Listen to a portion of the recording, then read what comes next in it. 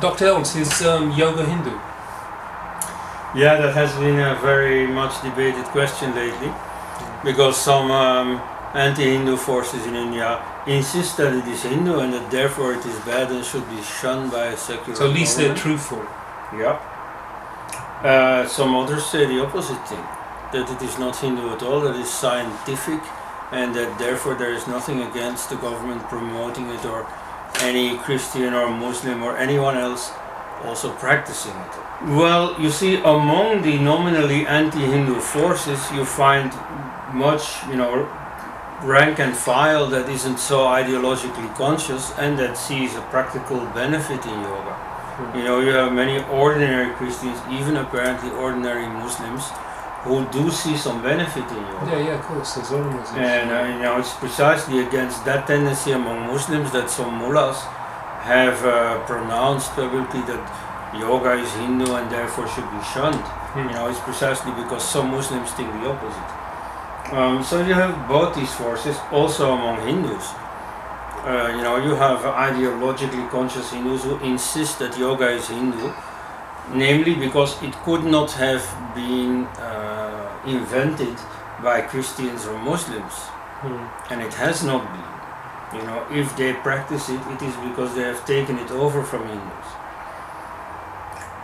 And then you have the special category of what I would call spiritual entrepreneurs who sell yoga and who therefore have an interest in softening up their potential public and therefore telling them that okay, yoga is not Hindu, you can safely practice it, it will not endanger your Christianity or whatever.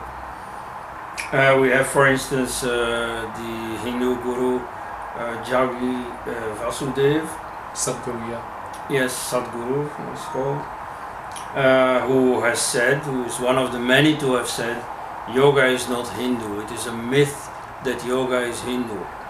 Because, he uses as argument, because then gravity would be Christian. Now, nobody says gravity is Christian, yet gravity was discovered by a Christian, namely by Isaac Newton. Now, that is a false comparison because there is nothing in Christianity that has led to the discovery of gravity.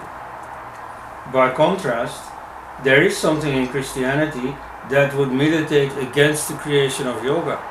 And by contrast, it is natural to Hinduism, and effectively it has a whole history of originating in Hinduism. Yeah. And it existed already for many centuries when Patanjali wrote his classical synthesis. And because Hinduism creates that kind of mindset, that kind of concept, Yes. ideas would come out. And at that time, Christianity and Islam were not on the scene yet. Yeah, and Christianity, you're not going to think about gravity. It's not going to bring your mind towards that direction. So in that sense already, it is Hindu. You could also say, well, the gravity is there for everyone. Once it has been discovered, the Chinese can build airplanes based on the law of gravity. True. Or the Mercedes was invented by Daimler and Benz, who were German.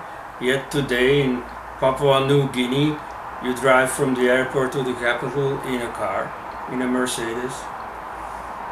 And so everybody can borrow it, and similarly everybody can borrow yoga. Now that is true from the viewpoint of the consumer. You can go buy a car no matter what nationality you are. Nevertheless, it would not be true to say, oh, the Papuas have invented the car. No, it is Daimler and Benz who have invented the car. So similarly, yoga has been invented by Hindus, not by Christians, not by Muslims, not by others. Incidentally, I have to give credit here to Rajiv Malhotra, who has developed this business-like analysis of the situation. See, because many people would easily fall for that gravity argument. Yeah. And so that gravity argument is correct from the viewpoint of the consumer. Once a discovery has been made, once an invention has been done, then everybody can use it. Of course, on that side there is no distinction. But as a producer, you cannot claim somebody else's product. And so in this case, non-Hindus cannot claim the invention of yoga. Yeah. So why do these gurus go so over the top to say what they're preaching is not Hinduism, even though we know they are preaching it is Hinduism? Is it some reason they're still worried about what people are going to think, or they have some advanced strategy of like missionary activity of making people into Hindus without realizing they're Hindus? Or well, part of the reason, particularly among these yoga gurus, is that they want to get people to do yoga without understanding all the ideological ramifications, and then gradually they will discover, that perhaps they don't need Jesus the Savior. They themselves can practice and achieve what yoga promises, and therefore don't need external religions. So that's part of the reason. But another part of the reason is less glorious, I think. Is simply that Hinduism has a bad name. It is profitable to say that something is not Hindu, because if you admit that it is Hindu, well, immediately a large part of the audience will be turned off, because anything Hindu has to be, of inferior quality. But then, at the same time, Hinduism is quite popular as well. When you see it around in the West, there are people openly who do say, yes, I'm a Hindu. You're seeing that more and more now. Yes, you see, among media people, among academics, we tend to focus too much on people of the same kind in other countries and what they say, and so it's a closed circuit. Western media correspondents in Delhi hang out with the Indian secularists, meet each other in the cocktail circuit and so on, and so it's very incestuous. But if you get out into the wider society, you get a very different impression. Totally. Like the New York Times can write against Hinduism any amount it wants. But at the same time, in common American society, you do find a lot of flocking to Hindu gurus. Oh yeah, many.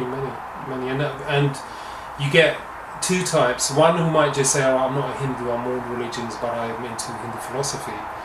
But you also get the other type say, no, I am actually a Hindu. I am a proper Hindu. Right. So you're seeing more of that coming out now, more and more and more, because as Hinduism's getting more global. And I think that's why sometimes this whole idea of nationalism actually limits what Hinduism is. These Hindus, when they go on about being nationalists, they actually limit the power of Hinduism itself. Right, yes. You see, nationalism is less and less relevant. You see, I don't want to criticize the use of the nationalist model in the 1920s. But that's long ago. The world has changed, and so the Hindu nationalist or Hindu activist thinking should evolve with it.